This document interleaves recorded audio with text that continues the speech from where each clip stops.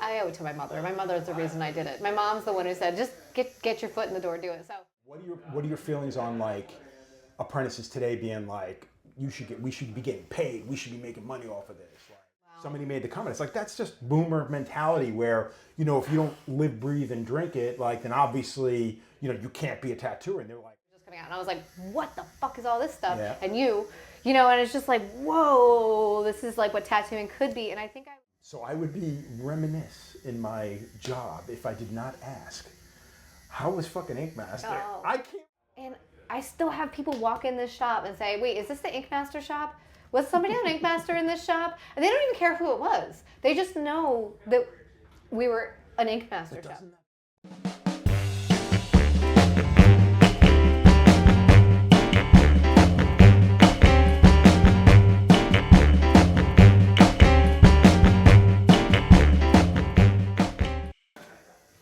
Okay. Get this out of the way. Hey everybody, welcome to an episode of Not For Nothing. I have made a road trip to Bethlehem, Pennsylvania. I'm here to see a friend who I did get to see recently. Well, not recently, but a couple of months ago. So basically, I am here in Bethlehem, Pennsylvania. I haven't seen you since October, and before that was even longer. Yeah, I don't even know when the last time I saw you. Before that was. But what I do want to know is, why don't you give everybody your name, tell them who you are, where you're from, and then we'll get into where you got started and stuff. Okay, all the fun stuff. My name's Alexis Kovacs. I am the owner of Electric Cheetah Tattoos in Bethlehem, Pennsylvania. Is that it? Yeah, that's good enough. That's good enough. I mean, that works. When did you actually get started? We were talking before. I've been here for a couple hours. Yes. You were tattooing earlier. Yes, sorry, I've made you. No, not at all. I mean, that's the whole point. I mean, I like hanging around tattoo shops, Fair so enough. it's not a bad thing. Where did you get your start? You mentioned before that you you think you started as a piercer? Correct, yes. I wanted a tattoo. I had no interest in piercing at all. But, you know, the age-old, like, good luck getting an apprenticeship type thing. And there was a local, when I started college, there was a local tattoo shop in town, and they were not offering a tattoo apprenticeship, they were offering a piercing apprenticeship, and I was like, I owe it to my mother. My mother's the reason I did it. My mom's the one who said, just get your foot in the door, do it. So, unfortunately, I pierced for about a year before the owner finally was like, oh, you draw really well. I'm like, yeah, dude, I want to be a tattooer. And he was like, oh, I'll show you. So, that's how that How old were you at that point? I was 18 when I started piercing. I started tattooing when I was 20, I think. Okay. Did you have any school or anything? Like, did you go to college? Yeah. So this is all during college. So I went to Kutztown University. I got my, I basically tattooed through college. So it was I was not one of the kids freaking out about getting a career. I'm like, I'm already in it. So it was nice because I already was doing my job, and I did graduate, and I have my cool piece of paper that says Did you actually have did you have a day job that you were tattooing at? I mean, excuse me. No. That you were doing actual art. Like no. producing. So I was in high school. I worked at the mall, and then like literally the next job I had after that was being a piercer and then a tattooer. That was like my job. See, that's fantastic. Yeah, I didn't have my job in between tattooing was school. I just went to school. So now from the piercing, like, was it something you enjoyed doing, or no. you just kind of you hated piercing? I to this day. That was literally a foot in the door. Absolutely hated piercing. The second I could stop, like I did. It was like, you don't get paid enough to deal with that shit. Like the pus and the swelling, and it's nasty. I think the piercers are a special breed. Totally. The ones that are good at it, yes, are even more so. Yes, they love it. Yeah. I think piercing's like you love it or you hate it. I don't think there's a middle ground with it. I really just don't. I don't.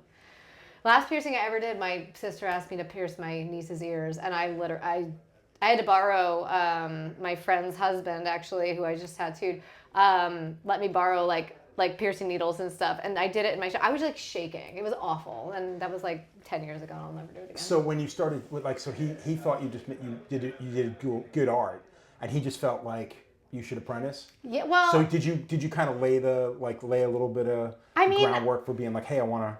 I went in there saying I wanted a tattoo, and it's like almost nobody nobody was like.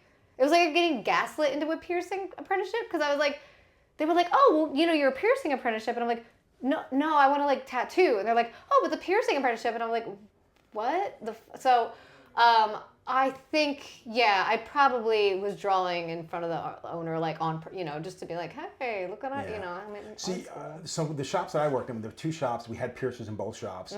One of them, the piercer wanted to become a tattooer. Okay. And she would have been, and from what I understand, she might actually be tattooing now. I don't know if she still is. Oh, wow, okay. But it was one of those things where the tattooers, and this is going back 94, 95, or 95, 96, and everybody was just like dead set against not allowing this woman to learn how to tattoo.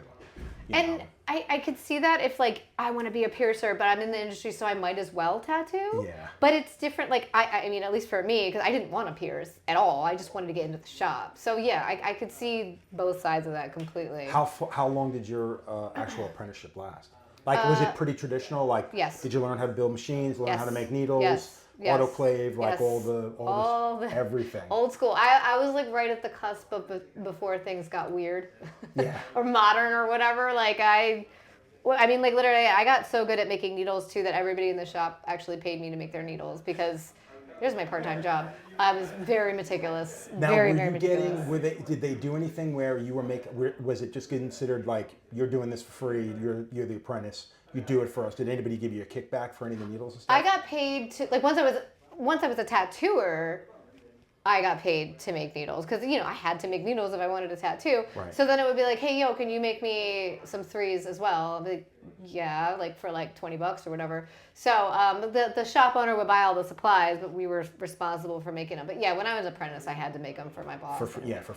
That was the thing. I don't think that's a bad thing. What are your feelings on like apprentices today being like, we should be getting paid, we should be making money off of this, like? It's school, so like you shouldn't be getting paid to learn. Like I feel like the guy who taught me used to charge for an apprenticeship. Oh, so what did you actually pay for your apprenticeship? I paid with my soul because I unfortunately started dating the guy. So I didn't monetarily pay. I paid in other god awful ways. So unfortunately, but that being said, he was one of those like, he was like a serial apprenticer. Oh God, he had like he would just, many apprentices. Yeah, and he would take like $2,000-3,000 a pop, and then not teach him shit. He just passed away, so I'm not going to talk bad on his name, but I will say he was an asshole. You're a better person than most. I know. Well, how long did your apprenticeship last? So my piercing apprenticeship was like expedited because they needed a piercer. Isn't that amazing? Totally. And like you can learn fast if you need to. In 3 months, you're a piercer. So I was a piercer in about 3 months, and then I think I apprenticed for tattooing probably about 1.5 years, 2 years. Oh, it was quick. It wasn't. That's a legit apprenticeship. I mean, my apprenticeship lasted a month. So. Oh damn! Yeah, okay. It was kind of a joke. So I mean, I'm the first one to say that. I think it was. Yeah. It was one of those things like, hey, you'd make a good tattooer. And the moment he put a machine in my hand and I was able to start, I did 2 weeks of fucking around, 2 weeks of doing free tattoos. I did 13 free tattoos, and that same weekend that I did my 13th free tattoo, I was tattooing for money. Oh my God. And I never went back. And it's funny because I used to tell people like, how long have you been tattooing? I'm like, 2 months. Oh wow. And he'd overhear me and he'd be like, dude, never tell anybody you've been tattooing for 2 months. Somebody asked, you've been tattooing for 3 years. Oh, and I was like this naive dumbass. Yeah. And I'm like, dude, I can't do that. Yeah. Like, and I never did. I never told anybody how good. little I had been tattooing. That's good. But at the time, I was also doing decent tattoos for Yeah. someone who'd been working for under 6 months. Wow. So I didn't feel bad about it. And I also didn't know there was, how good of a tattooer you could be. Sure. You know what I mean? Yeah, but the bar wasn't like it is now. I mean. Oh, no. Yeah. Definitely not. There was no, I think, when I learned, it was more about, I didn't even, like I saw people pulling lines for the first time. Like a clean, consistent line. And I was like, I wasn't taught that. I was just taught to make a line. Like there was no, like when I realized your line should actually have one consistent width. Yeah, like you start here, you end here. And it doesn't have any, yeah. I was like, oh shit. Like, I mean. So he literally just put him, you spent the time. I spent the time. But he just, once you got a machine in your hand, you were a money-making machine. Yeah, and unfortunately, I mean, like, he was not a trained artist. He could, like, he drew, like, he enjoyed doing art and stuff like that, but, like, he was not technically not a good tattooer at all. I don't know who taught. I know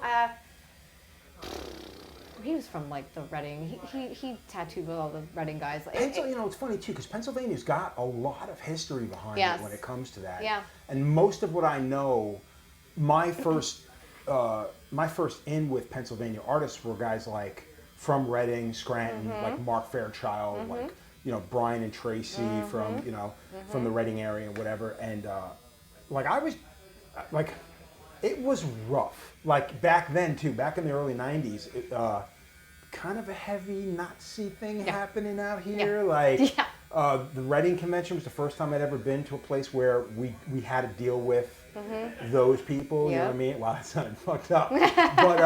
But it was something it's true. We didn't have that in New York on Long Island. It was, and if we did, it was they never came in our shop. Yeah. It was like there was a segregated group that they went to their shops and we had our shop. Yep. You know. Yep.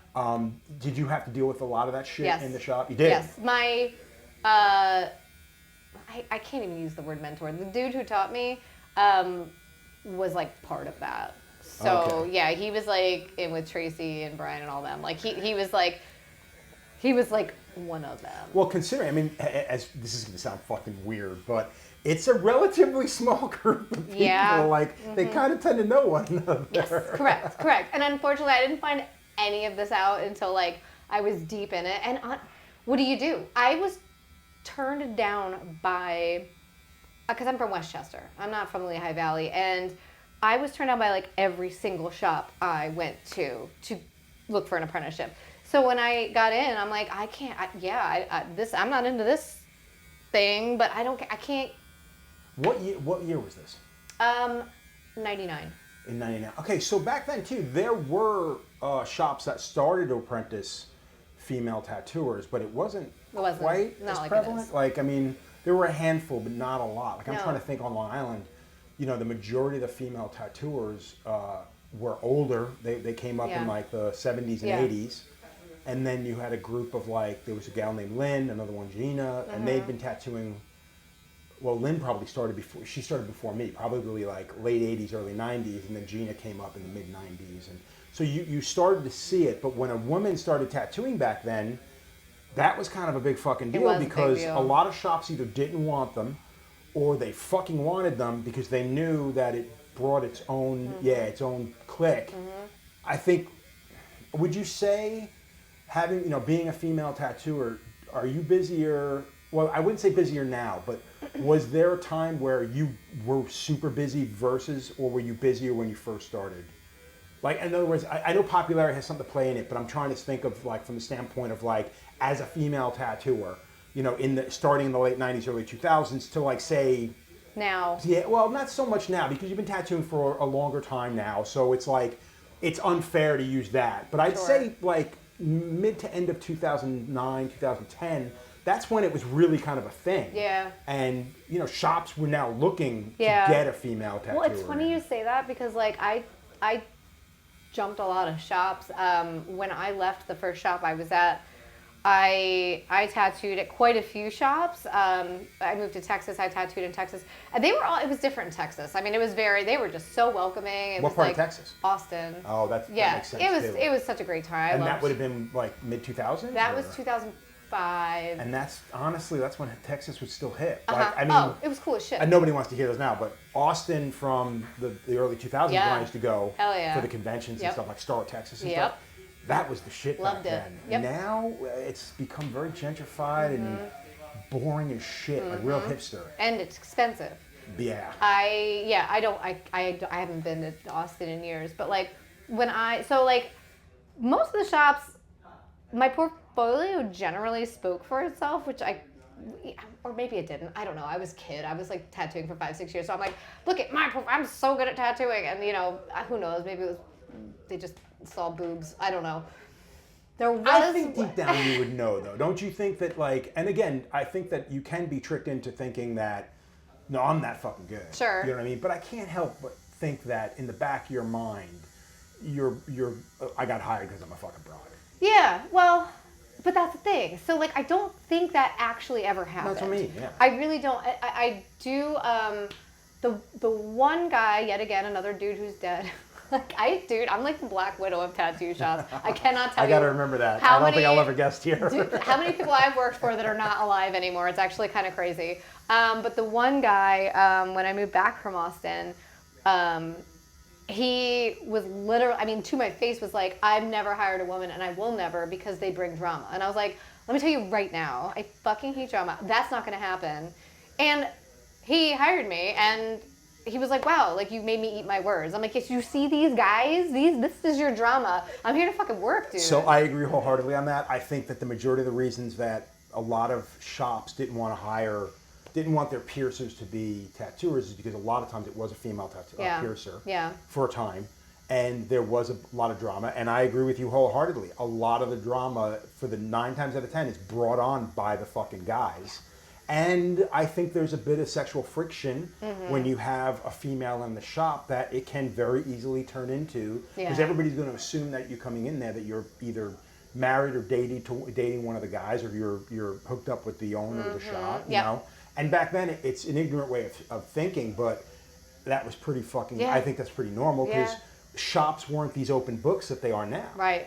It was totally. I mean, you pretty much hit the nail on the head. Yeah. That's I feel the same way. It was a very different time. It is interesting though too, because when I was before my apprenticeship, there was a shop in Mainline, like in Media or somewhere around Media, that I remember it was 2 women in there, and they were like, "Good luck learning how to tattoo as a woman," and I was like, "But were they older women or?" Yeah, to me, I was like 17, so they probably were like 25, and I'm like, these old ladies, you know. Yeah, but like, I think that women from that era. Yeah. Well, that sounds dated. But women from that era were different. They were, and again, different they were in the business that early. They're cut from a different cloth. They are, and and to this day too, I feel like people like you and myself being from a different era of tattooers. It's like a guarded thing. It's like you need to like. I always said if I was gonna teach somebody how to tattoo, they have to eat, sleep, breathe it, and like prove it to me. You know, and that's the thing. It's like these fly-by-night people who are just like, I think that'd be cool to tattoo. I'm like, oh. Well, it's fucked up because what people considered, like what people think is gatekeeping. I think that it's now just starting to come to people are starting to come to the realization, not just the older generation, but the younger generation also is realizing that this isn't just about, making sure that people don't get into this business. This is about protecting it. Yes. So that integrity. Integrity. 1,000%. And it's not just us that's helping. It's also helping all these young kids that are getting into the business now. And you're explaining to them, it's like, yeah, dude, the reason why things are fucked right now and you've only had 2 good years is because there's too fucking many of us. Yeah. And when people are just taking people willy-nilly and because the big thing now, what you just said about the eat, sleep, and drink and whatever, live tattooing, a lot of people now are like, well, why should you have to do that? Like, why would you let tattooing rule your life like that? Like, I don't let any other skill that I've ever done, any hobby that I do, rule my life that way. So you get a lot of younger generation tattooers that are just kind of like, dude, that's an old way of thinking. And it's funny because I just read this. Wow. Somebody made the comment. It's like, that's just boomer mentality where, if you don't live, breathe, and drink it, like, then obviously, you can't be a tattooer. And they're like, well, obviously, why would you let a career ruin your entire life? Right. And it's not, though. It's a lifestyle. It's a lifestyle. Like, we talk about this a lot at the shop. Like, it's like being, it's, I feel like, I don't know, there's those couple people out there who do break that mold, and you're just like, wow, okay, you're just, like, oh, I don't know if I want to drop names because I don't want to like. That's entirely up to you. I don't mind. I mean, I'm notorious for dropping names. Okay, so. I'm gonna say some tattooer I know that's like, straight lace, like 9 to 5. Probably not what I'm talking about, but like, is not necessarily part of the lifestyle, but isn't one of the OG. Is he an artist that's been doing this for a long time? Yes. I know exactly what you're talking about, but the fact of the matter is, and I can say this because I'm pretty certain he feels the animosity, but from me. But I'm not saying a word. But the fact of the matter is, even back then, it was I frowned upon it, and so did a lot of other people. Mm-hmm. And what got him past us, frowning upon him and other people not caring was the fact that he was good. Talent. It was Yeah. talent. And Yep. that's the thing. He was able to prove himself Yeah. that much further beyond the average tattooer. Yes. To say, not even to say, because I don't think he didn't really wear it on his, he didn't brag about, being that person. That's just the person he was. Yeah. I think when we fast forward to today, that's 80% of the people getting into the business. I know. One of the things I would say is, what do you think the women of today, some of the gals that are getting into the business today, now, and the reason why this is kind of a bullshit question is because those people didn't exist back in the day. Like 30 years ago, a girl of today, a woman of today, Yes. even a fucking young guy of today, would be eaten alive walking into a shop in the fucking early 90s. Correct. So it's kind of a bullshit loaded question that really can't be answered because those people never existed back then. Yeah. So it's like, society changed, and the world of the world of tattooing, the culture of tattooing changed with it. So there is still the old school version of shops and stuff like that, but they're becoming fewer and far between. It's so true.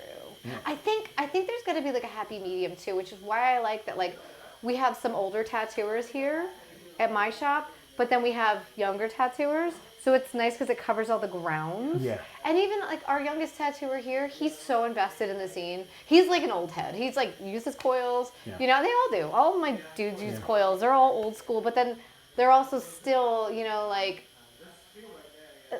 our younger guy, he's got his like niche, which is kind of like the thing that the younger tattooers have is their niches, but it works for him, and it's good because it's keeping the younger clientele interested in a shop like ours. Well, I've often said generations are very much like cliques in a sense. If you're a straight edge tattooer, you've got a clientele. Right. If you're a vegan tattooer, you've got a clientele. Yeah. If you're into hardcore music, right, like old school punk, hardcore music, you're gonna have a clientele. Yep. There's always gonna be a niche for one of those, or all of those those ideas, that personality. And now it's generational, because you can be in a shop where there's the old guy, there's the middle-aged guy, there's the gal, there's the older gal, and there's the young fucking kid who's going to have his own clientele no matter what. Because, Tony Ciavarro said this to me once. Younger generation kids do not want to sit with a guy who's 30 years older than them, that they have absolutely no interest in listening to what he has to say. Yep. And I can't really commit myself to what they're saying. Right. So therefore, why the fuck am I going to sit with this guy? But then you get the younger generation that does really are interested in the older generation. Yeah. Maybe it's because they spent more time with their parents. Well, and I wonder too if it's like, I don't know, it's like when things repeat itself, like how 90s clothes are back in fashion now. And it's like, you see all these like younger tattooers now, like I almost feel like coils like are starting to become, correct me if I'm wrong, but I feel like, at least from what I'm seeing, is like these kids are like interested in like these things. Like I have more people ask me about making needles and like, I don't know. Maybe it's just coming back around again. No, I agree wholeheartedly with you. I think part of it is that it's coming back around. It's like cyclical. I think that you also have a generation of kids. Like I've often said, like the coil's never going away. No. Old school tattooing is never going away. These types of shops may slowly kind of disappear, but they're never going to disappear 110% because there's always going to be a true love for the history of the business. I think that the internet, and I think that the ease in which that you can get it can sometimes, I think it jades people to think they're like, oh, whatever, I'll check it out tomorrow. Yeah. You know what I mean? Where we came from a generation of like books and learning and having to go out of your way to find these people. And magazines. And magazines, so we came from a different generation from that, but there's always going to be that old soul in a young body. Yes. And that's the one beauty. And I think those people are attracted to a tactile business like tattooing. Yes. Yeah. Yeah, absolutely makes sense. I just listened to a podcast about crafting today, and I was thinking to myself when they were actually describing crafting, I was like, I think tattooing could actually be lumped into that because it was the worst part about what you just said was the fact that we talked about this, and we talked about it in the sense that when COVID happened, you had, and even see, I don't mean recreational no, crafting, but no, I get that. Yeah. But the thing is, I think that you consider it recreational crafting. I think a lot of people didn't. I think they looked at it as, oh, this is just a hobby. This is just I can just mark up all my friends, and that's going to be the next thing. And I think that's the problem. I think that's why it became so acceptable. Yeah. And don't get me wrong, going to people's homes and tattooing in the basement or on their living room or in their kitchen, that has been around since like the fucking 50s. Bro, I've been doing that. You know what I mean? So that's never gone away. Right. But the fact is, I think that it's more accessible. Yeah. So it makes it like, right, like I tattooed my now husband in my kitchen when I was in between shops, because I was in between shops, but I had the experience to tattoo. Right, I didn't just go like, oh, let me order this on Amazon really quick. Yeah. I mean, and you have to look up the actual term for crafting, because the way they described it, it was more of like learning a trade. It was the description I heard today, which made me think of it. Yeah, no, because I totally agree with you. It is not. I had after COVID, and I'm sure I'm not the only person. I literally had clients be like, "Oh, I bought a tattoo machine. I did a couple on myself. But I hope you're not mad." I'm like, I don't give a shit what you do in your spare time, but don't ask me to cover that crap up. Like, yeah, you're gonna live with that. Now, let me ask you a question. What was the first time? So the very first time I had to do anything out of my house was when I got fired from the shop I apprenticed in. And I'm not blaming the guy. I'm a dick. Too. I quit after a year. I hated the guy. I left, and I had to clean stuff at my house. And I remember being so fucking disgusted by having to, and this is knowing like bloodborne pathogens and sterilization procedures and everything else. So now I got to go out and bring all this stuff into my home. And the home is supposed to be the sacred place that you don't have to worry about this kind of stuff. Even your bathroom, my toilet is clean. Like, I don't have to worry about like this kind of shit in my home. Yeah. And now I'm inviting into my home. Yeah. And you look at people today with everything that we know about, infectious disease and bloodborne pathogens, and these motherfuckers ain't got a problem. No. Not a slight problem with just being like, yeah, whatever, just leave it in the sink. No. You know what I mean? No. So gross. I at least, I would just throw it all in I don't remember what I did. I know that's what I did. I had a Tupperware, and I would just put everything in a Tupperware, and I took it to the shop when nobody was looking, because I still had friends there, and I clean it and autoclave it there. So, there's but that's what I'm saying. I'm just the headspace you have to put yourself in. Yes. And again, most of these kids know nothing about this shit. They're literally buying stuff from Amazon, and the only thing you can hope for is the fact that everything is only getting used once.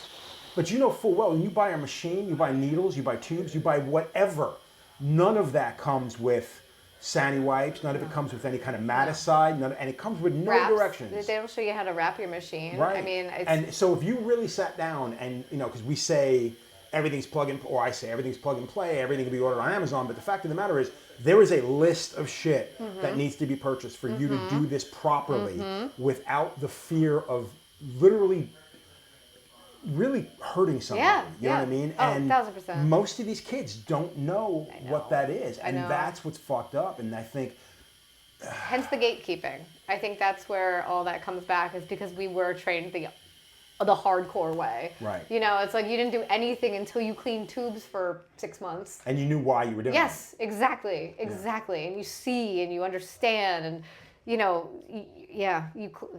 remember. Yeah, it's funny. We talk about like the very first time I've been tattooing for about 3.5 months, 4 months. And I remember, and I've probably told this story. If anybody gets bored of it, just fast forward it. But I remember like, dragging the line in the skin. And we used to reuse all of our needles. Oh, yeah. We used to reuse all of our tubes. Were cleaned at the end of the night. Yeah. And one afternoon, I'm fucking dragging a fucking Type 5, and I'm like, what the fuck, dude? I can't get this line in. Oh, no. What the fuck is going on? And one of the guys, Tom Butler, is sitting there, and he goes, here, look at it through this. I'm like, what's this? He's like, it's an eye loop. And I'm like, nice.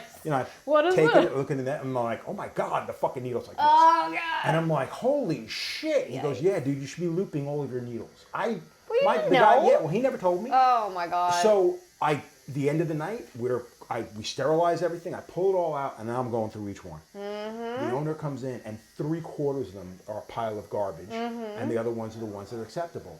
He's like, "What are you doing?" And I'm like, "Dude, have you ever looked through an eye loop?" Like, I was amazed, you know. And yeah, but if you don't know this as a kid, like, I still loop everything to this day. Sure. And it's only because of the fear of Yeah. you don't know until it's usually too late. It's true, and you don't even know because like half the stuff is so it's manufactured when you make it yourself. Yeah. And you actually are checking to make sure it's like that's different. But we're buying all this stuff from and it's all getting mass produced. I mean, there's absolutely there's times where I'll just push up the cartridge and I'm like, wow. I mean, it's not even hiding. The needle's just like more. Yeah, I mean, I will admit it's very few and far between that happens. Sure. But it's still every now and again. Check. And it's funny. I think the last couple times it's happened, I posted it on the internet, and this is why you do this. Yeah, you know what I mean? I actually sent it to my the company, the one that sponsors me. I sent him a photo, just so you see, just because so you know. You have to. Yeah, it's quality control. Like I think they'd want to know that. Yeah. But you have to do that stuff. Yeah, you'd think they want to know. You'd think they want to know. They probably don't want to know. But I told them anyway. When did you actually get into a shop? Because you said you bounced around quite a bit. Yeah, I worked at a shop after the shop that I left, and then Austin, and then I came back here. I worked in Bethlehem for like 2.5 years. Worked at a shop in Allentown for a couple years, and then after that is when I opened my shop in Bethlehem, and that was 2011. Oh, 2011. Okay. Now, how comfortable were you with, style? Like, did you come out of the gate? Well, I shouldn't say come out of the gate, but was there a point in your career where you sat back and went, I really like this, I'm really good at this, people are starting to recognize me for it? Did you ever have that moment, or was it always like street shop style? Unfortunately, I have styles that I like to draw. I have stuff that I like to do, and once in a while people get it, but it wasn't like, wow, I'm getting like all these people wanting this. I unfortunately have always struggled with putting myself in a category. Because you don't want to be put in a category, or because you just never find yourself doing something long enough to that, and I think it's the street shop background of just like, the well-rounded stuff. It's like, oh, this person wants black and gray. Okay, you want realism? Cool. You want new school? Cool. Tribal? And that's just was my background. And then unfortunately, like my artwork itself would lend itself to, I've had to start giving it a category so that I don't sound like an idiot, but it's like kind of new school, kind of neo-trad. Like but it's not, I don't know. Well, we also we live in a day and age where clients need to be spoon-fed whatever it is that they're into. Oh, God. And then they come up with their own terminology, which I'm like, what is this now? Like, the permanent makeup stuff cracks me up sometimes because I'll have somebody come in and ask for, like, Star Trickle or, I don't know what that is. Star Trickle? Like, I'm just making up a word. But, like, Stardust came out. Stardust liner. And I'm like, Stardust? I'm like, oh, it's just eyeliner that's feathered out. It's smoky eyeliner. It's just the terminology gets me. So like I kind of always struggle with like actually putting myself in a category. But yeah, I guess it's almost taken 25 years to kind of be like take a step back and look and just say no matter what it is, I do have a style. I just can't. Yeah.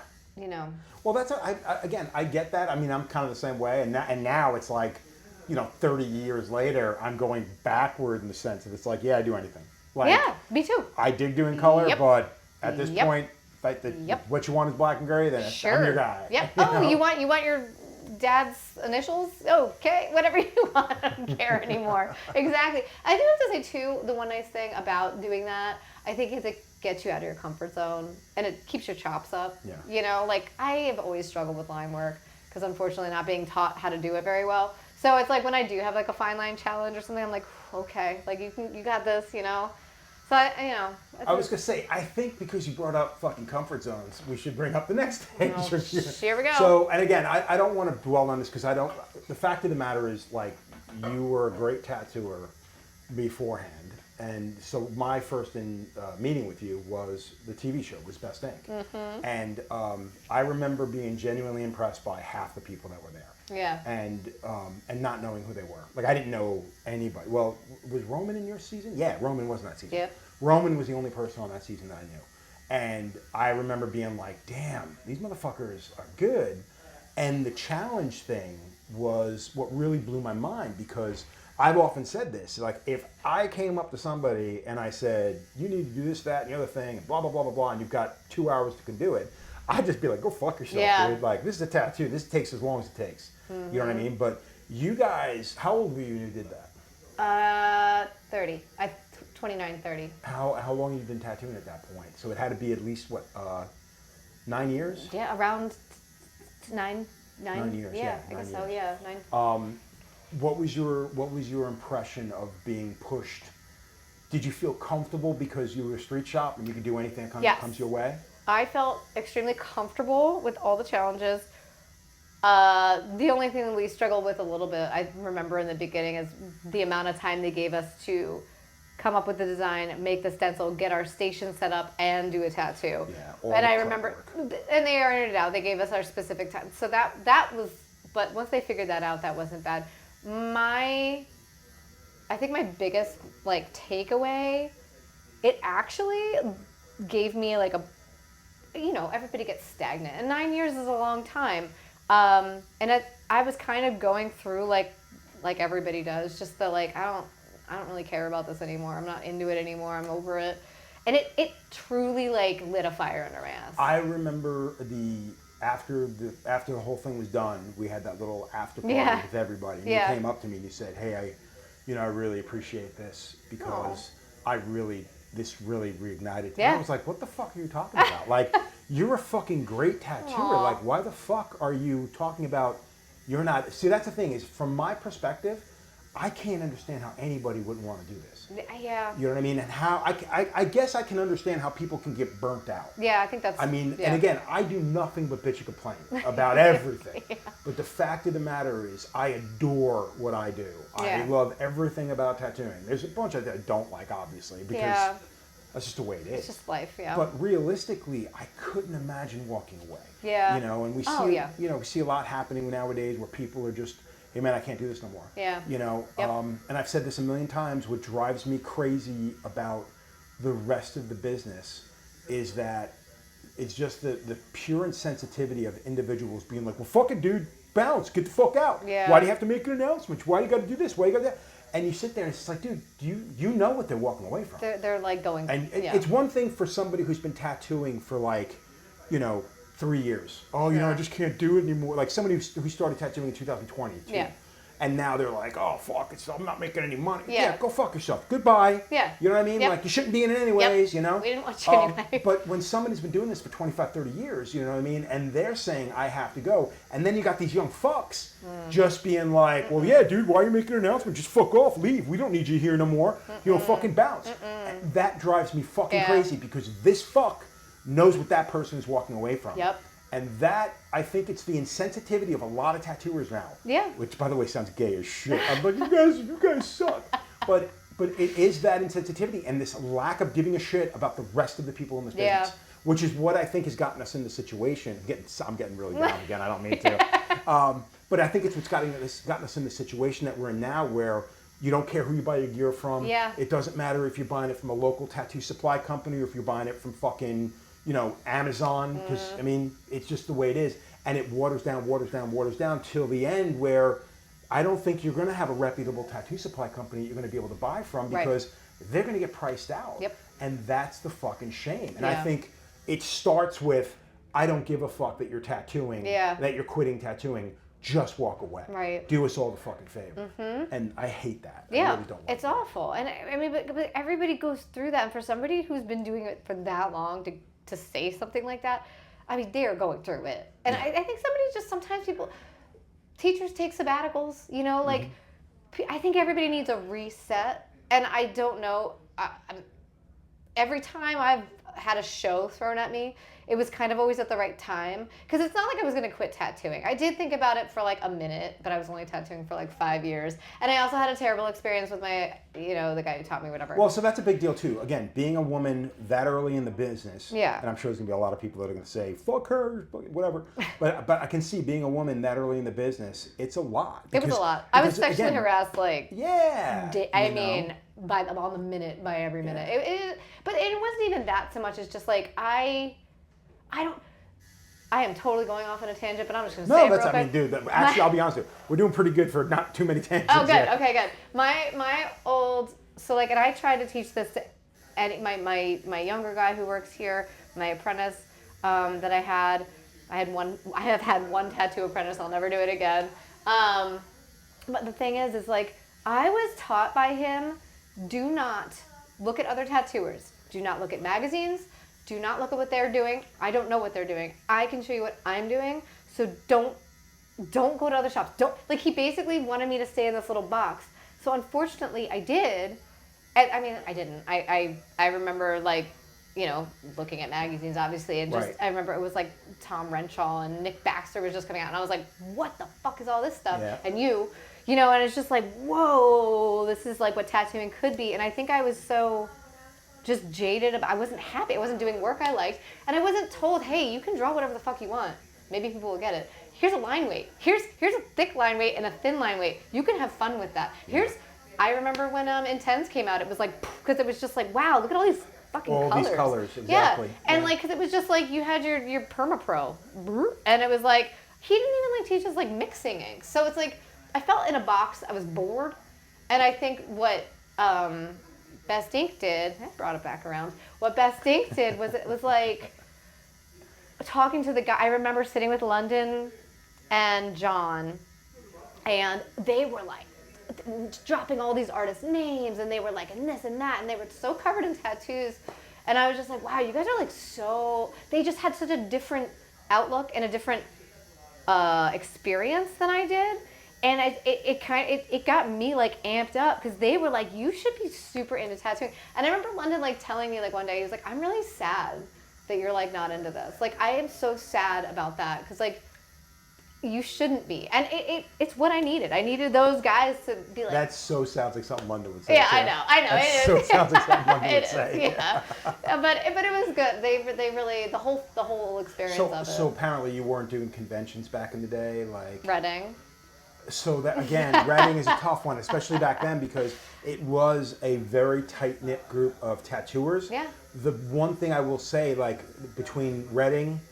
a little bit with Mark Fairchild and Scranton, Little John from Greensboro, like they started bringing in like, you know, like the first convention I ever did was Scranton. Yep. And it was because Mark saw my work and he said, you want to do a convention? Yeah. And I was like, fuck yeah, I want to do a convention, you know? So for me, that was a huge deal. Sure. Little John bringing fucking Philip Liu to fucking Greensboro. Yep. And introducing him to all those fucking guys. I mean, Yep. you had a lot of Mario Barth back then. I remember. Who was a huge deal. Blew my mind in real life. Like, what? How is this man making colors? Yeah, How is this happening? And he was one of the first Europeans to move. Well, I shouldn't say that. He's not the first European. I'm sure there's someone before, but he was one of the first big name Europeans to really make a name for himself and do the Richmond show, do the Pennsylvania conventions, do some of the smaller California shows. Yeah. And that was a huge deal. So when you went to certain shows, I could see Reading is going to be a small town show, but when you start getting out, now you're bringing all these, and that was probably one of my biggest things, because after I quit tattooing after I quit the shop that I started in, go to a second shop that's dead slow. Yeah. And the owner of the shop, Tom, is just like, dude, start drawing flash. Yeah. And we had so much cool flash. I'm like, well, why do we need more flash? And then I'm like, well, fuck, I don't draw like that. I don't draw like them doing, so I'm going to do it my way. Yeah.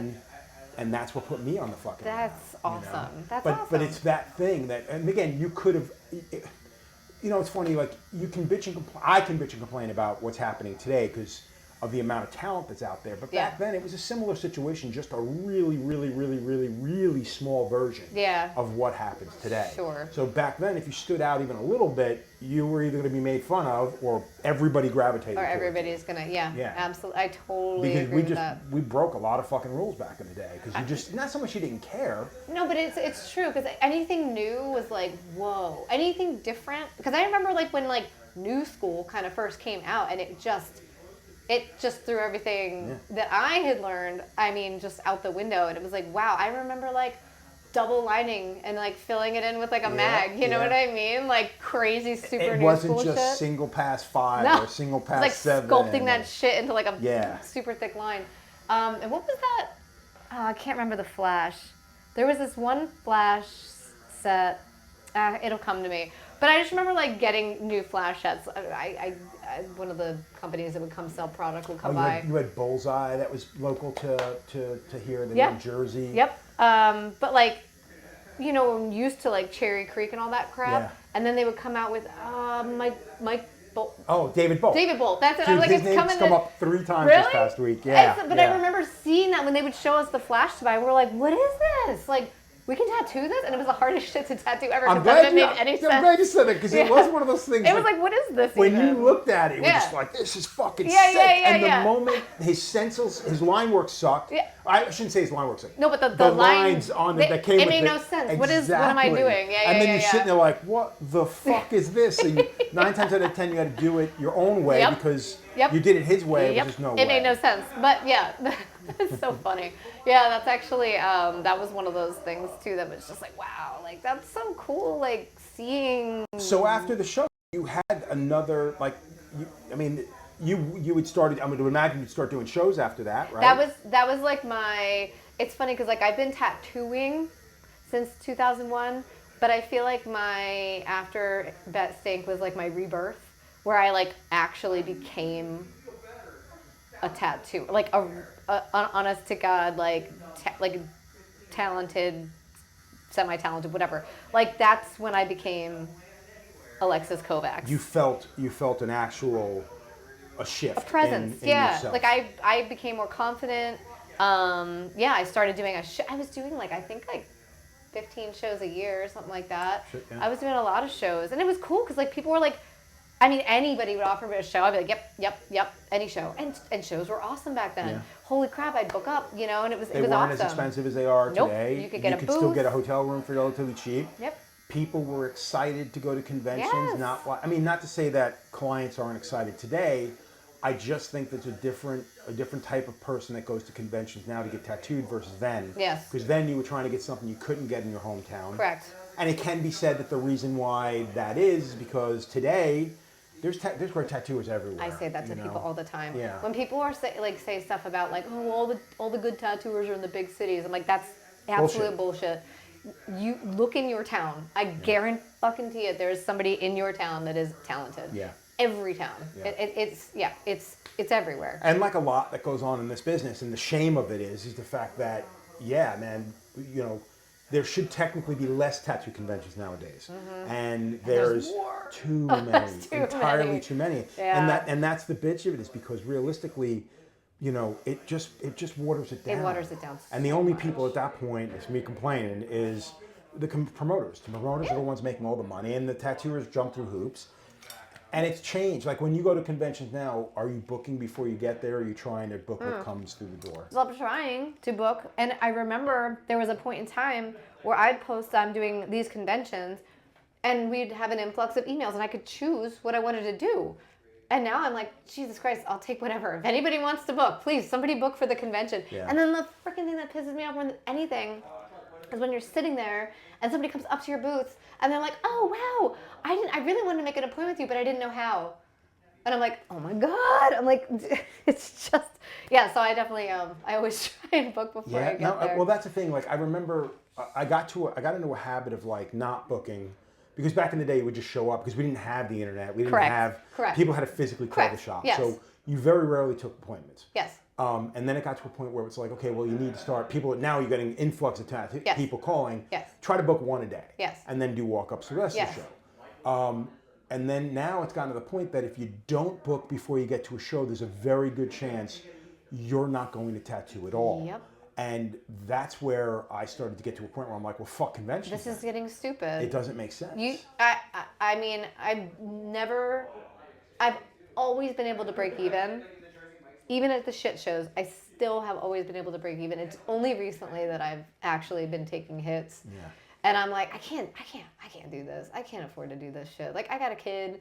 I got a shop. Why am I like, and also I think too is like, tattoo conventions, it took me a long time to learn. Like when I would do Reading and Philly, like before my, come up, I feel like it was to make money. It was like, get in there and make money, work, go to bed, get up early, work. And I think when I really started hitting the circuit And then when I remember people always calling it tattoo summer camp, and I never understood until I understood. And then I'm like, this is about networking. This is all about networking. It's all about meeting people, hanging out with your peers, having a good time, being hungover the next day, getting through your tattoo, doing a sick ass tattoo, but it took me a really long time to realize that's what these are all about. And now, like you said, they're so watered down. You go to a convention where I don't know any of these people. They're all, I've been tattooing for 6 months, and it's just it's not what it was. Well, again, and you're right, 100%. And I've tried to, so for a time, probably a few years, I pulled back from shows. Now, I still did a couple. Yeah. But I went from doing, 10 to 15 shows a year down to 2 or 3. And it was mainly because I just felt out of place. I was like, this ain't my place no more. Yeah, you know what I mean? it's not fun anymore. Yeah, when I got asked to go back, I would love, Richmond was the show back in the day. Yeah. The moment Billy passed and the other guys took it over, I'm like, ain't my show no more. Yeah. And I did go back when Jesse and the other cat took it over, and I went, you know what, man? I can't do this anymore. Yeah. It's not my show, and it's nothing against them. It's just that I don't belong. Yeah. But now it's gotten to the point where I'm like, you know what, dude? I help create a lot of what happens today. And I want to be part of these things because, like you said, it is networking, and I want to meet these new kids. Yeah. These new young tattooers and stuff. Like the shining stars. Yeah, Absolutely. because there's something to be gleaned from all these little motherfuckers, and I want to be there when I see when you watch them work because they are tremendous tattooers. Yeah. Or there are tremendous tattooers. So I'm going back out there. The problem is now it's like, well, if I'm going to go out there, then the promoter needs to take care of their shit, or I'm going to start talking shit. You know what I mean? And it's one of those situations where it's like, I should not have to bring 3 clients to keep myself busy at a convention that I paid X amount of dollars for, because that's your fucking job. Yeah. And that's something that I want, and we need, we as in everybody, we need to see happen because these promoters need to be held more accountable for what's happening with the business and the shows themselves. And I'm not going to say any particular show, but the fact is we've all been to amazing conventions. Put yourself back in those days and sit back and go, yeah, this isn't what it used to be. Yeah. And me hanging out with my fucking friends just isn't cutting it. No, yeah. 1000%. 1000%. Because even at the end of the day, you'd hang out with your friends, but you just tattooed all fucking day, and you're tired, and you all want to just drink now, because you all just tattooed all fucking day. Exactly. And that's the beauty of it. Nobody was sitting around all day with their thumbs up their asses, just bored.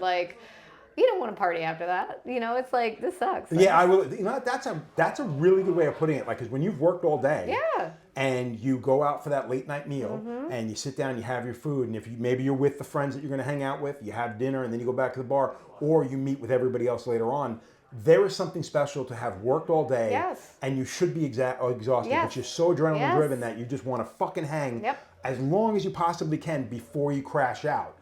And then you'll go to bed at 4 or 5 o'clock in the morning, and you're up at fucking 8 o'clock the next day to get ready to fucking hit the floor. Yep. And you'll do that for 3 consistent days. Yes, and then you sleep all day Monday. But I will, exactly right. But I will admit, those conventions where you sit around all fucking day, and all you do is talk to the booth mates and the people around you, bitching and complaining, or worse, you go to a convention today and the guy sitting next to you here or across from you there or next to you here, none of them want to talk to you. Yes. They brought their fucking one tattoo client for the fucking weekend, and they got their head down. Yep.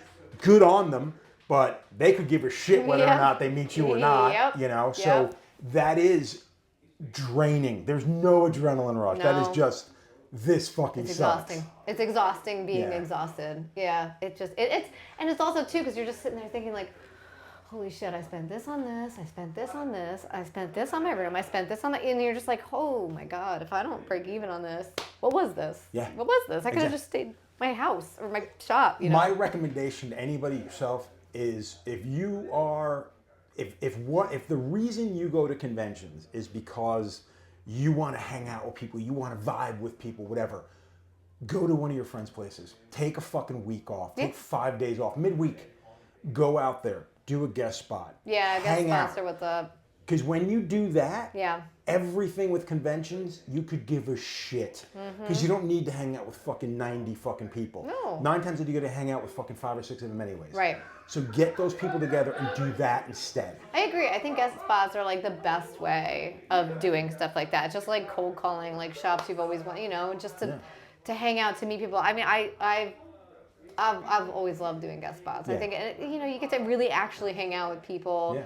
Yeah, get to see their work. You know, how often is it that you get to like sit with someone that you're just like, wow, like I get to watch you tattoo. Yeah, I And totally again, there's agree no with you. guarantee you're going to be, you may not be as busy, or you'll probably be as busy, but it's not going to cost you nearly as much money. You know, it's simply not going to cost you as much money. And it's more of an intimate thing, I think, personally. And again, that's part of the reason I'm doing this. That's why I came out here, because I know we're going to hang out, have a drink afterward, and chill out. And and it was great watching you, just sitting here watching you tattoo for a couple hours. Yeah. And just catching up. Yeah. Like, that's why Totally. I'm doing this. That's why I used to do conventions. Yeah. And that's why I still continue to do Yep. conventions. But I'll tell you what, after years and years and years and years of doing shows and seeing how dramatically different they've become.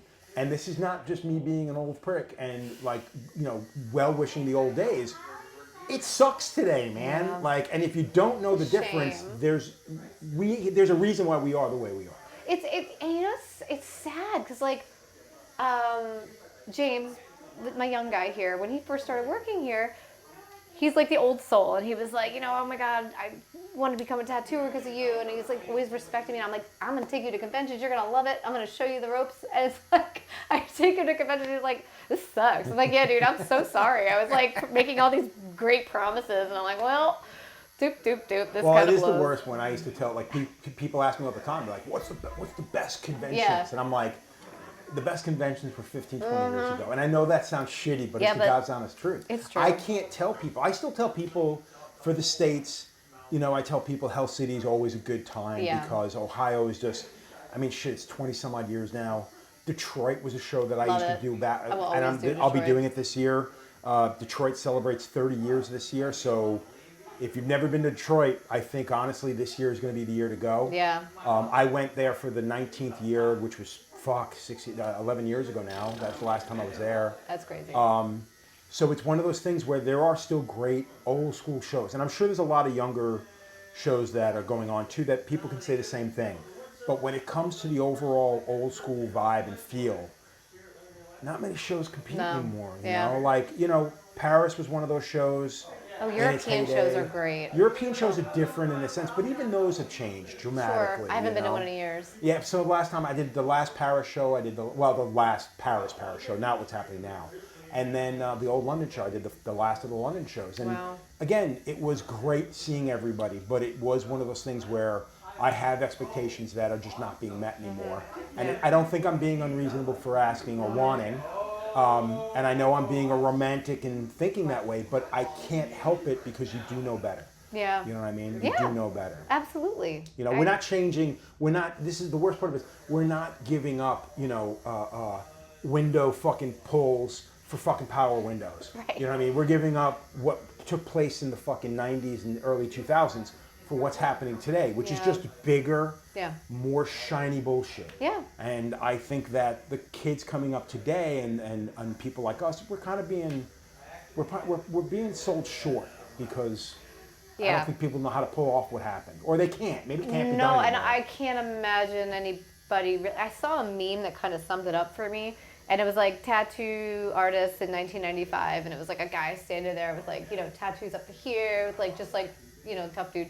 And then it says tattoo artist in 2025. And it's just like some girl like with no tattoos with like a little septum ring, just like, and I'm like, that's it. That's it. You know, I don't think correct me if I'm wrong, like, but the days of breaking hands and goose stepping or something that I don't think would be tolerated quite as well today. Oh, it wouldn't be tolerated, and it's funny because a lot of kids, like the first time somebody made a comment about firebombing, I said something about breaking hands, or I think Paul Booth made a comment about breaking hands. And people were like, oh, nobody's breaking hands. I'm like, motherfucker, you just need to shut the fuck up. You don't even because know. It did happen. You don't even I know a couple of shops that were firebombed and Oh, yeah. and damaged, you know what I mean? Like, It did exist. Yes. I'm not saying no. Nobody wants those days. To come back. No. No. And when we say it, it's said it's a term of endearment. Yeah. You know what I mean? But it's not meant like, oh, this should happen again, because nobody could live in that. When I think like some things are best to be phased out. Shit like that.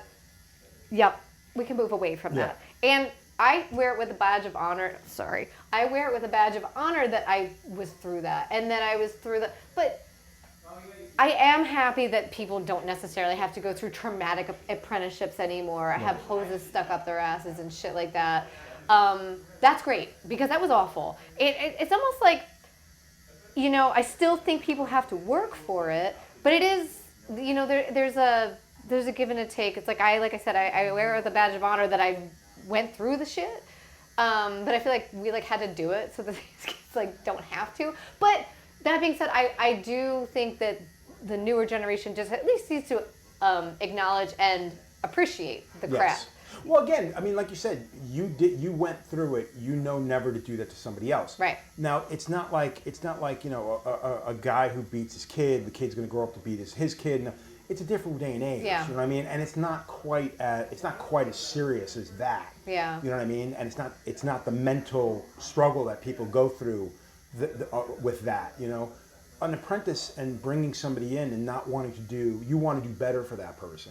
I think that's the difference in that sense, where most people assume, well, you're just an old school guy. You're going to treat your guy like shit. No, dude. No, I just want, and I've never apprenticed anybody, so I'm the good wrong for you. person to ask Good it. for Well, you. because there's a reason for it. I Yeah. just don't feel the need to have to, Yeah. And I don't want the responsibility, because the way I look at it is, I have a lot of 8 people responsibility. I work with, and I need to take care of them. I have enough on my plate, and I think that more people need to think that way. Yeah. That's a big fucking deal. Yeah, I totally agree. Absolutely. So I would be remiss in my job if I did not ask, how was fucking InkMaster? Oh. I can't believe you fucking did it. No. I remember when DJ went, and I was just like, what the fuck is wrong with him? Now, granted, to his credit, look what he did with it. Dude. You know what I mean? He went from winning fucking 4 or 5 episodes to or seasons. He I should say. is the InkMaster. Yeah, he is InkMaster, exactly. I wonder if he has a Ink- crown at home. Seriously, I would have. They gifted him on the side. Some golden glasses. Yeah. Seriously. But yeah, I was kind of blown. And then John was on it after you. Yep. He did well.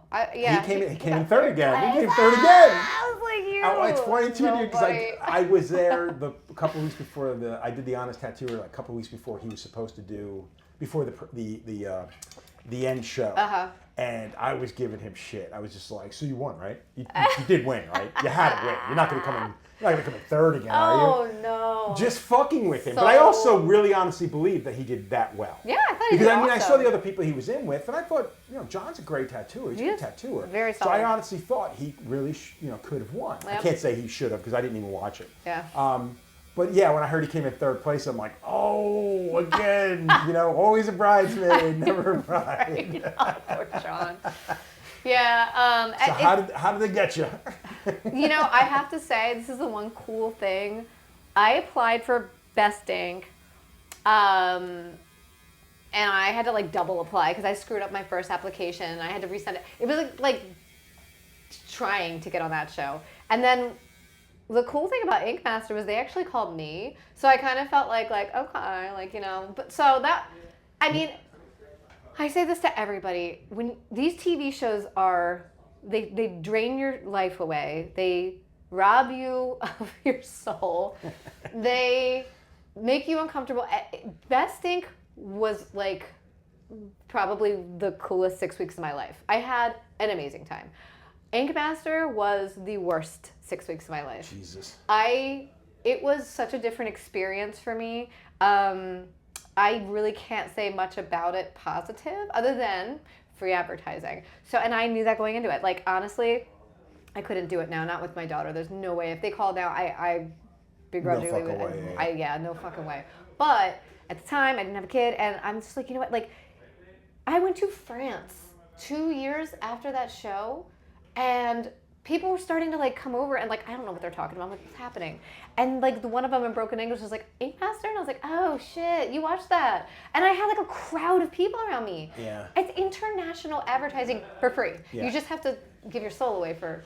Well, so my issue, because I had the same thing. Like I'd get stopped just being a judge Yeah. on Best Ink Yeah. in 2010 or whatever the fuck it was. It was 11. You know, it was 2011. Who's counting? I don't remember. I'm terrible with that. I don't remember shit. I just like I blocked it out, I think. I don't blame you. But I remember walking through the airport in Italy, like people stopping you. Yeah. You know what I mean? And being like, Joe Capobianco. Yeah, you're like. But they didn't care about the tattooing. So while it was technically good advertising, they didn't even know I was a tattooer. Right. So there's a difference between That's being a judge. Well, never thought of that. You know, it's funny. I know with InkMaster, it's completely different than Best Ink because, you know, first of all, I think Best Ink was early on in the whole competition show. Yeah. It came out. It literally filmed. We came out like 6 months after Best InkMaster. Yes. Both shows filmed at the exact same time. We both started the exact same day. I remember that. Because I was talking to Nunez the week prior to them filming, and I was signing my paperwork. Yes. And then our second season, they were filming the third season of InkMaster. Jimmy Litwalk was on it, and I was talking to Jimmy every night after I'd get off set. That was wild. And he'd be on the other set, and he'd wild. just be like, "What the fuck's going on in your show?" And the crazy thing, the same shit was going on in both shows. Oh, that's crazy. It was fucking retarded. Yeah. But it's one of those things where, so I agree with you in that sense. Is it worth it? Like, do you think it? I mean, you think? Yes. Because you have a bit more of a jaded opinion. Because you talk to a lot of young kids that are on the shows and stuff. Dude, they were like John. And I think John, nothing against him, he's a bit of a media whore.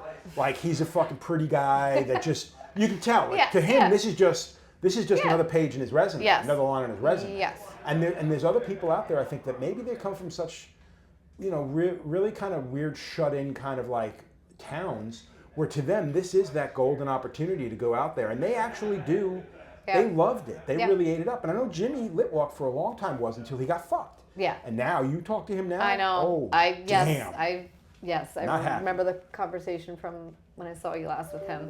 I think it's a little bit of both for me because I do live out of a city. I am in a little town, and so the cool thing about it is that that show filmed in 2018, I believe, and I still have people walk in this shop and say, "Wait, is this the InkMaster shop?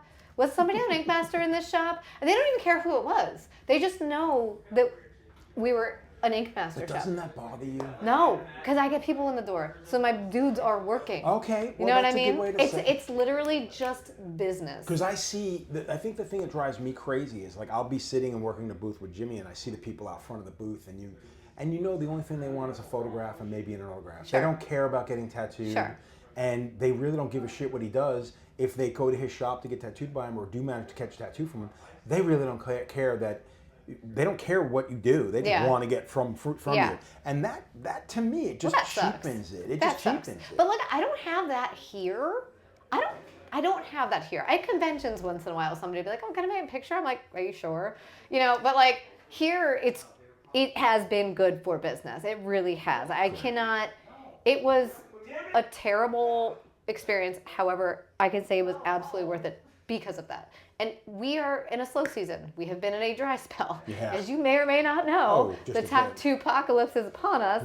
And we still have people that will come in because of that and get tattooed. That's amazing. Yeah. So I will say, terrible experience. And it's funny too, just to elaborate on that, I think the worst part of what they did on InkMaster, they set you up, and it's just like you were saying, it's not fair. And if you're not the person that they want to win, like you're fuel for fodder. You're just there, and if they want to make you a villain, they will. And it doesn't matter what you give them. If you show any emotion, I talked to one of the PAs, a producer. I think she was a producer. Anyway, I was talking to her after at the premiere. We were all in Vegas, and she's like, "I am so fucking angry at what they did to you." And I'm like, "What do you like?" But she's like, "Dude, everybody was crying constantly on that show, but they kept fucking playing you crying. And I'm like, I saw that. She's like, dude, that's so fucked up. That's so fucked up. They made you look like this crazy crying girl. I'm like, I know. That was so, and you can't control that. Because you're not who you are. No. So it's you're funny, not. like You're so right. The one saving grace I had from our show was it was 2011. Yes. Nobody knew what the fuck they were doing. True. You know what I mean? Because I think that if our show went another 5 seasons, it would have turned into InkMaster. because you have to. Yeah. But again, like I got to. I mean, first of all, I was a 400-pound fuck. Like I had to bring my own clothes, like a full on. Like I was wearing like the the bowling shirts and stuff. People are like, they make you wear that? It's like, motherfucker, have you never seen a picture of me at a convention? I've been dressing like this for fucking 20 years, 15 years. And so I could be myself. I think the reason why they like me is because I can blow the fuck up in a moment's notice. Yes. And then I'm bringing it right back down. Yes. I mean, that's just who I am. So they love that. Yeah. It was nice that the artists got to be who they were on our show. Agree. Totally What you were agree. saying about how they get to create the villain so I remember in our second season, I was talking to the producers, and at one point they made a comment about the hero. Like you want the good guy, you want the bad guy. Yep. And then every now and again you get lucky and the good guy turns into the bad guy. And they're making this out like this big thing. It happened to Jimmy in his season. And I went, oh my God. It's and crazy. I got to see it happening or hear it from him. Yep. And then see it on TV, and I'm like, just motherfucker. Uh-huh. Yeah, because Jimmy's like the nicest guy in the fucking world. Absolutely. But it's very easy to get him. He's like me. We'll say a bunch of shit, Right. not realizing that it's all being They're recorded. gonna use it all. And they did. They used Anything. I literally, the day our show aired, my friend Janelle's like texting me, and we're watching it. I'm watching it, and she's in Michigan watching it, or Wisconsin watching it. And she's like, oh my fucking God, you're the villain. And I was like, oh my fucking God, you're right. Like, we're just like, because you don't know when you're filming it. And it's so fucking true. It's just like, that I think is my biggest, like, you want to talk about taking a fire that was lit under my ass for best ink. Like, that shit blew it out. Like, I was like, and what's even more fucked up is like, I'm doing tattoos that I'm like, okay, cool. This is awesome. I really like this. And like, all my peers are like, that thing is fucking sick. That's fucking sick. And then the judges are like, that's the worst tattoo I've ever seen in my life. And you're like, what? Wait, why? Wait, what? And then like, I went on the redemption thing and I was tattooing. I don't know why I did the redemption thing. I that was crazy. Was that the one that Jimmy was on with you, or was he on the actual No, show he was on the show with me. Okay. The redemption thing was like, there was no coaches or anything like that. They actually filmed that while Steve Teft was filming his episode with, I can't remember, Juan Salgado? Is that it? I don't know. I never, like I said, I never watched the show, unfortunately. You're good. You're not missing anything. But I remember just doing this tattoo, and I looked at it, and I'm like, okay, I think it's good. I don't know, though. And Ryan Ashley goes, how do you think you did? I'm like, I don't fucking know. It's like you tell me. You tell me. And she's like, you know it's good. I'm like, no, I don't. Do you see where we are? This is La La Land. Nothing fucking up is down is up in this place. You should ask what the person in their ear was saying. Like, literally. I, like, caught her, no offense to her. Like, she's cool and everything. But they were on that redemption because she's a judge on that. And she was like, Alexis, your work is really great, blah, blah, blah. Alexis, your work's really not that great. And I was like, bitch, like, I swear it's like that. I was like, I can't. The funny fucking thing win. was, like, after the first episode of our show, Yeah. like, they would just be like, okay, Joe, go. Like, 'cause I love that. I would give them so many beats. Like, they didn't have to, they would just go. We'll figure it out. It was so real, though. Our show was so fucking real. Because I think I got tricked into thinking that this was really going to matter. Mm-hmm. Honestly, I really thought, like... I remember the because pep talk. producers really did care. Mm-hmm. Like, but they didn't know what they were doing. Yeah. They didn't know what they had. In my Look at opinion... a different director halfway through. Yeah, so the producer, the executive producer was brand new on the second season. And he was 100 times better than the first season. Oh, wow. Yeah, like wow. your season was just really young, really green. Hell yeah. And then the guy who came in for the second one to kind of save it. Had his shit together, yeah. He had his shit together. That's good. And again, he was willing to listen to when I would say, because I was there every day, so I was just throwing my ideas out there. And sometimes they would use them, most of the time they ignored it, which I didn't really care about. I was just bored. Yeah. Because I have to sit around all fucking day and wait. Hurry up and wait. I think I'm just bummed because it's like, I think it's such a waste of really showing people what this business is. Like how much work, putting somebody under a gun to their head and filming that and Yep. showing how stressful it can be Yeah. is not the beauty and the love that artists have for this fucking business. Right, no. And I think even, with a show like Miami Ink, you kind of had a little bit of that going on because it was guys who cared at the beginning for what they were doing. I mean, Garver probably did the entire way through because he got to do the stuff he wanted to do. Yeah. But I think that there should be more of that, man. There should be that relationship between, the tattooer and the client, and you could make a wonderful show based on that. They've had shows like Yeah. that. Like they've had a lot of. They did tattoo, the Vice tattoo. Oh my God, what the hell's the name of it? It's the one on Vice Television. They've done a couple of them. They did it with a bunch of New York tattooers. I can't remember the.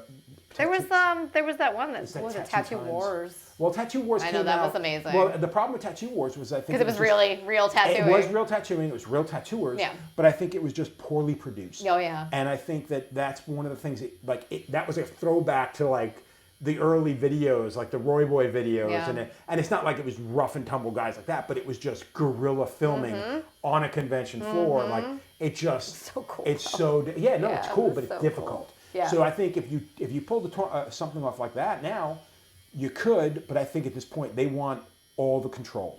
They don't want there to be any. If they have somebody in mind that they want to win, that person's going to. Well, and that's what's messed up about it. Like to be yelled at by, literally everybody. I got in a fight with Jessica, a real fight, not physical, but a real fight with Jess, that chick from the first season. On Best Ink, yeah. Yes, they did not film it. They did not want it. They didn't care about it, and it was on film. They didn't want it. Shocking. Right? So on InkMaster, we're sitting in our stupid lounge. We're fucking exhausted. We're tired. We're hungry. And they're making us argue. And none of us wanted to argue. And the fucking head honcho comes down and is yelling at us saying, "You are wasting my money. Start fucking arguing or I'm going to," I don't remember what her threat was. "I'm going to make you fucking stay up all night too," or whatever the fuck it was. But it was straight up, "You're wasting my time and money. Do something." Oh, that's Yeah. I hate that kind of shit. Yep. Man. I hate You want that to talk kind of about? shit. I was like, I'm checked out. Fucked. This is crazy. This is crazy time. This is crazy. Yeah. Crazy. Well, I think that's why certain people excel at that kind of show Yes, because 1000%. they're willing to put themselves in a position where they're That's why I always got mad at Jimmy because he kept going back, and I'm like, dude, make them pay you, and he's like, they're not going to do that. I'm like, then don't do the show. No. Well, I'm like, no, dude, there's no you're being paid as an actor at this point. Yeah. Like if they're not going to pay you as an actor, then what are you doing there? Yeah. And I think that's one of the things that I think a lot of tattooers. I don't think it's ever going to change. People not wanting to do the show because the fact of the matter is they should be getting paid to do these fucking shows. I don't think it's ever going to change because I think there are so many tattooers out there that are so fucking desperate dying to do and it. so egotistical that they want to be that guy that they will do whatever the fuck they're doing. They'll pay to be on those fucking shows. Guaranteed. 1000%. So I think us talking if you're not getting paid to do it, you shouldn't be doing it. Yeah. I mean, when I did Miami Ink, we got paid to be there, dude, and Yeah. it was worth it because I was tattooing for money and being paid by And getting production, paid. and everything was fucking real. Yeah. Well, I can't say that because they had to walk up to the fucking studio fucking 9 times. Oh, I but don't for the miss most that. part, it was your interaction with the client, which really mattered. That's what it should be about. And I will say too, the other thing I loved about Best Ink, other than the fact that it was in California, and we got to go swimming in a pool every day, and they actually took us out and let us do things and had field trips for us. Back to when you were talking about clothing, I would literally just walk out and they would take a picture and send it to the producer. Cool, thumbs up. Yeah. Oh my God, InkMaster was like, "Alexis needs to wear this today."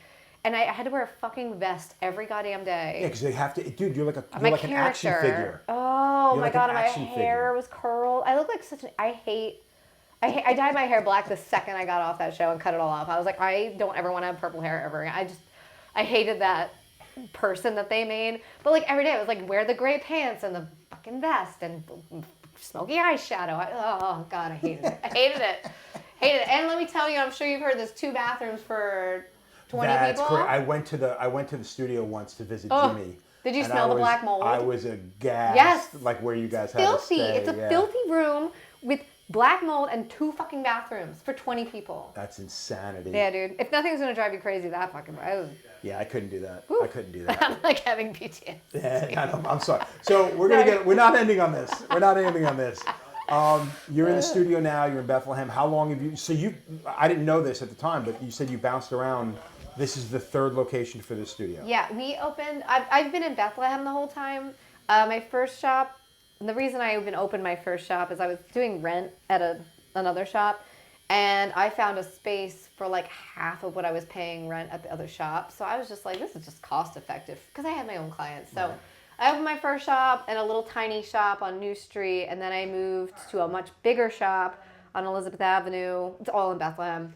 But my landlord was a landlord and sucked. And yeah, so anyway, this is my third spot and my forever home.